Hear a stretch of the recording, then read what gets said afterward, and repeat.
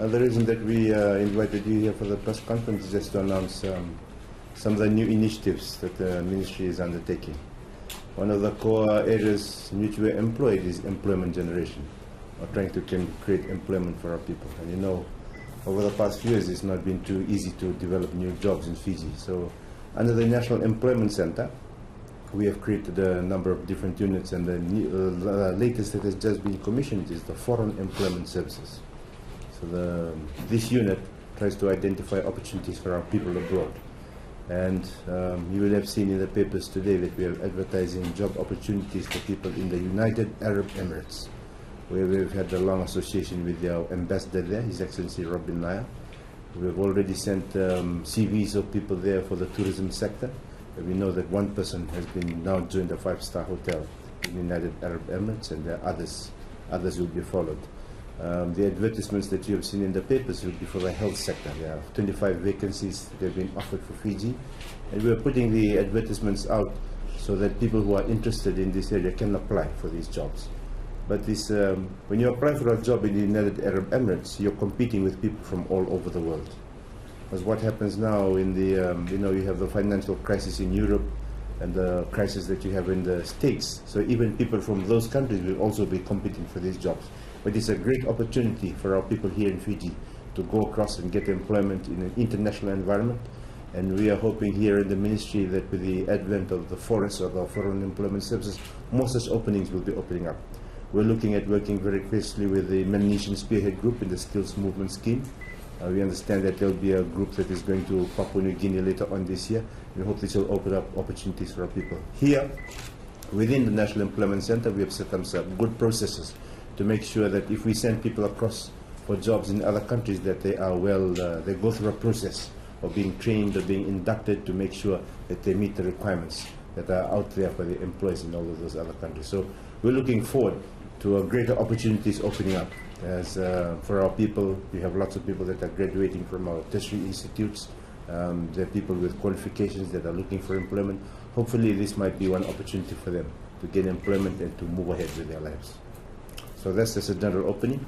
I think you have the full press release. Has it been given out to everybody? Yeah. And if there are any questions that anybody can have, I am here, and if I can answer the question, the Permanent Secretary will assist me. Mr. Myron TV, now that the Foreign Employment Center is open, what becomes of the recruitment agencies that used to be here in Fiji? We encourage them to continue to work. In fact, we're hoping, for instance, in the operation that is, the mission that is going to go with the Prime Minister to Papua New Guinea, for them to take up this work. We hope that the employment agency can continue the work. The Ministry of Labour will still have to continue its work. One of the other things that we do here is we register the employment agencies to make sure that they're meeting certain standards. At the moment, in our books, we have 3. Yeah? We have 3 employment agencies, so we encourage them to continue. There might come a time in the future when they could take up all this work and the ministry could retreat, go back into policy. But we need to kickstart things to get things going quickly. That's why we've decided to have FORES have a direct hands-on approach right at the very beginning. Eventually, we might pull back as the employment agencies take up the work that's available. I also forgot to mention also that there's, or you will see in the press release, that there's opportunities also in the retail sector. The United Arab Emirates, they have some of the largest shopping malls in the world. People come from around Europe to shop there. So there's even opportunities there for people to work as cashiers, the normal retail type jobs. And the other major area in which there has been a request for workers from Fiji is in an area where we're very good at, which is security. And that is something that we're working together with the Ministry of Defense, once again, so people can have an opportunity to be employed and send money back and help our economy grow, help their families here. In terms of the average salary in the UAE, how does this compare to Fiji? Yeah, I don't have the exact amounts here. It is higher. The conditions that are there is that the employers, they pay for the airfares, or a portion of the airfares. So the people who get contracts there, they also get, I think, a visit home every 1 or 2 years as part of their contract. So there are those conditions. But in going to a place like United Arab Emirates, the job openings there. In these countries, 80% of the people in these countries are expatriates. For instance, in the United Arab Emirates, 50% are from South Asia. Only 20% are Emiratis, what do they call them. So there's a lot of competition for these jobs. So it's the wage levels are attractive enough for people from other parts of the world. So they should be attractive enough for us here in Fiji. Okay, I think there's enough detail there in the press release. And if you have any specific questions, you can always contact our staff. We hope that as things build up into the future, that there'll be more of these openings being given. You know, we're producing a lot of graduates from our tertiary institutes, and we need to make sure. There's basically two things we need to do. One, we need to enhance employment here. We're doing that. Government is doing that. How is it doing that? It's reducing tax rates for companies.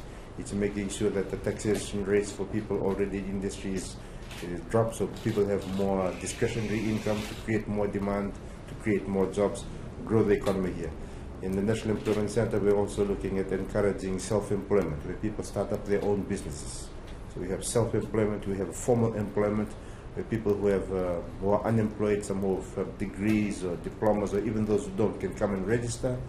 We put them through some training, they put on attachments, and eventually they can get jobs. We talk about, people normally talk about the three-legged stool. Here we have four-legged stool. The fourth is this formal employment. The third stool, which is the student volunteer service, that is currently being hosted at the Public Service Commission. And they are sending retired teachers to different countries. I think they've sent them to Marshalls and Nauru, and there could be others coming up in Vanuatu and other areas. So this is just the latest in that area. And to our mind in government, employment is key for Fiji. A lot of times, if you can have a lot of economic growth, but if it does not lead to jobs where people get money in their pockets, the effects of that is not felt on the population. If you want to have a good quality of life in Fiji, it's not only that economic growth should increase, it's also that jobs, the growth must come with jobs. Anyway, if there's no further questions, the Permanent Secretary is always available to answer questions, and also our Director, National Employment Center, that will be spearheading this, which we believe is an exciting development for us to open up opportunities for people, and hopefully we'll have more of the same in the future.